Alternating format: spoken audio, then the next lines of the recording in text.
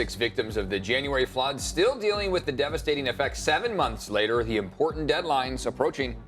And several Republican-led states are suing the Biden administration over the new parole-in-place immigration program, how this impacts San Diego. Plus, Vice President Kamala Harris gearing up for grassroots campaigning this week, and so is former President Donald Trump. What's ahead on the campaign trail for both sides?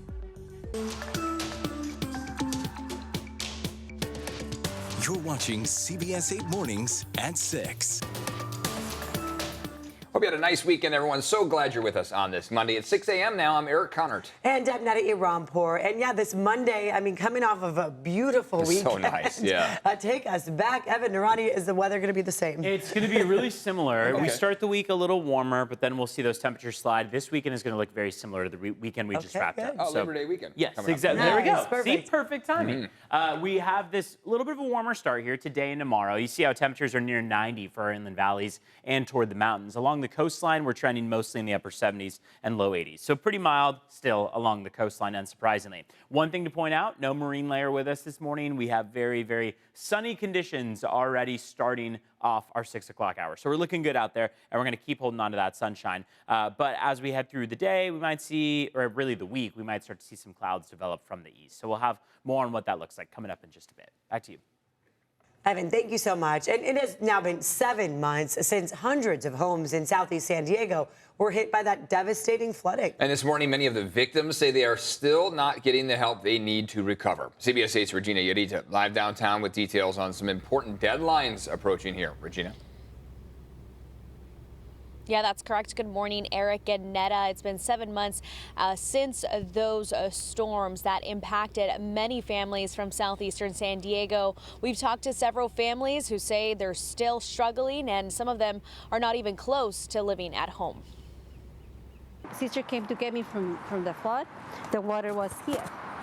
And I don't swim. It was hard to be in a hotel for a long time, just waiting the house to be fixed.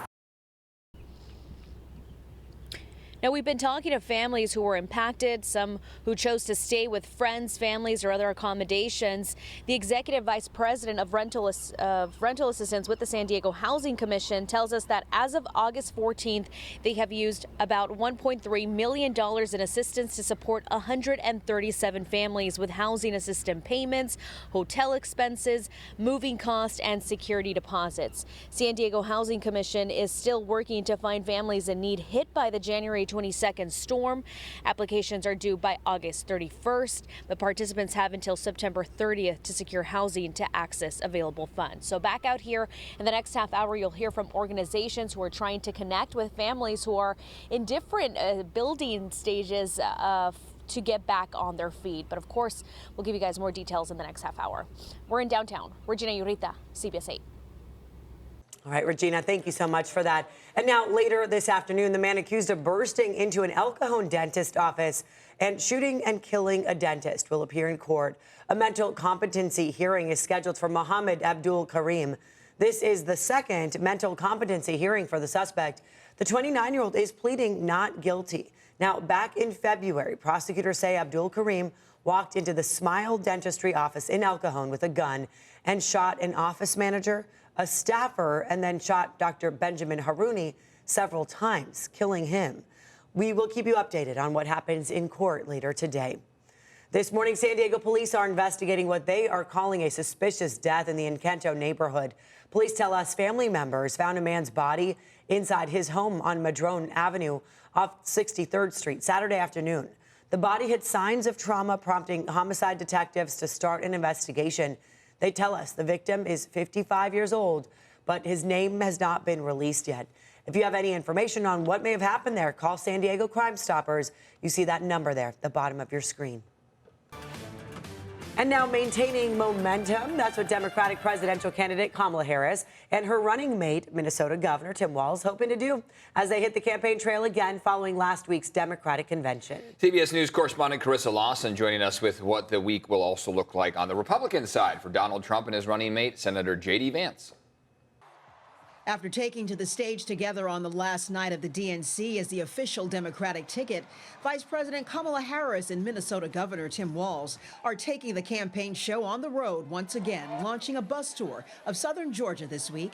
Democratic lawmakers say it's important to keep riding this historic blue wave, which is also helping Democratic congressional races. I mean, coming out of the DNC and for the last now month plus, we have just seen such energy, such enthusiasm, such true joy and optimism. Meanwhile, after accepting an endorsement from Robert F. Kennedy Jr., former President Donald Trump is looking to slow down Harris's stride, addressing the National Guard Association's conference in Detroit on Monday. Also in Michigan, a speech on the economy on Thursday before attending a town hall in Wisconsin. On Friday, he's back in battleground Pennsylvania for a rally. Republican lawmakers hope Trump will stay focused on what they believe voters need to hear. It is our job to expose the real records of Kamala Harris and Tim Walz.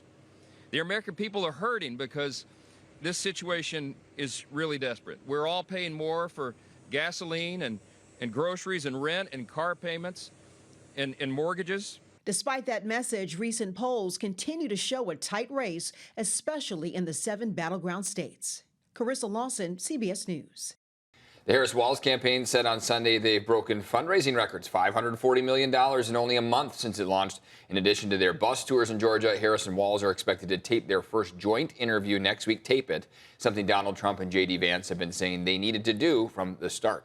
And to keep up with our 2024 election coverage, be sure to stay with CBS 8. You can also head to CBS8.com or download the CBS 8 app. This morning, we are learning details about a newly filed lawsuit threatening to put an end to a recently started immigration program. Now, this program makes it easier for undocumented immigrants married to U.S. citizens to get green cards. CBS 8's Chris Groh joining us live near the border to explain how this now affects us in San Diego. Good morning, Chris. Yeah, good morning, Eric and Netta. And look, this is going to impact likely more than 500,000 people that are expected to try to go through parole in place. And what that does is that it allows for those without legal status, so immigrants without legal status that are married to a U.S. citizen, to go ahead through a pathway, apply for a green card, and eventually get on a path to citizenship. Now, applications did start on Monday, but then by Friday, a lawsuit was filed by 16 Republican-led states. The suit names the Department of Homeland Security and other Biden administration officials and claims the administration bypassed Congress. Also says the program is for, quote, political purposes and encourages illegal immigration. Now, we did speak with an immigration attorney this weekend about the issue. Jacob Saposnik says that the program has stipulations and requirements that users must follow. For instance, you must have been married to a U.S. citizen before June 17th, have lived in the U.S. for at least 10 years, and have no criminal record. He also added about how this could impact local immigrants who, again, are still trying to find that pathway to citizenship.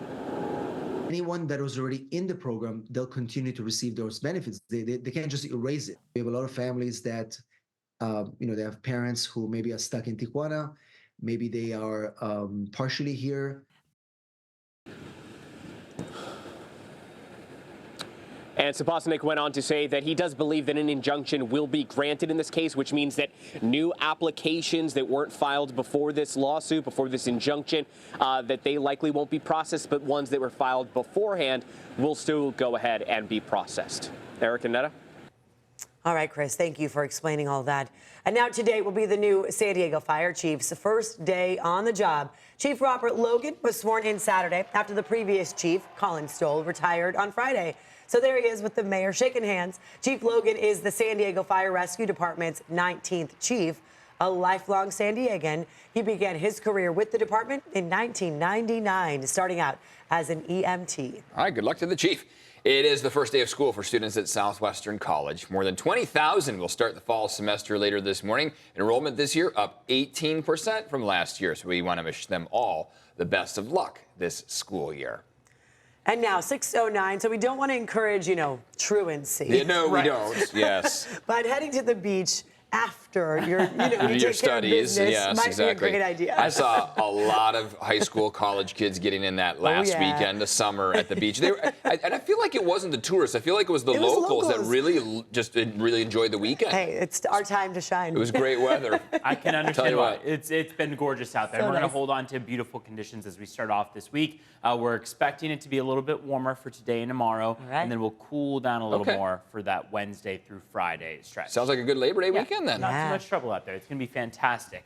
We got a good amount of cloud cover up higher up in the sky right now. Depends on where you are. A little bit patchy, I should say. This is Coronado. Unsurprisingly, they've got a bit of it. Upper 50s in Santee right now as we start the morning out there. 63 in Carlsbad, 62 in Imperial Beach. Again, cloud cover is kind of patchy this morning. So downtown San Diego's got a bit of it. And also one thing to reiterate that we talked about earlier is that when we look at satellite data, the only thing we have before the sun is up is infrared. Infrared does not do a good job of picking out fog in particular. So those more thin, low down to the ground clouds are harder to detect. So there is a chance that there's a bit of fog, but generally it's not a blanket layer of overcast skies for Chula Vista, for Santee, for example. And temperatures are mild, upper 50s and low 60s. So great opportunity to get some of that air in overnight if you are trying to maybe cool down the house.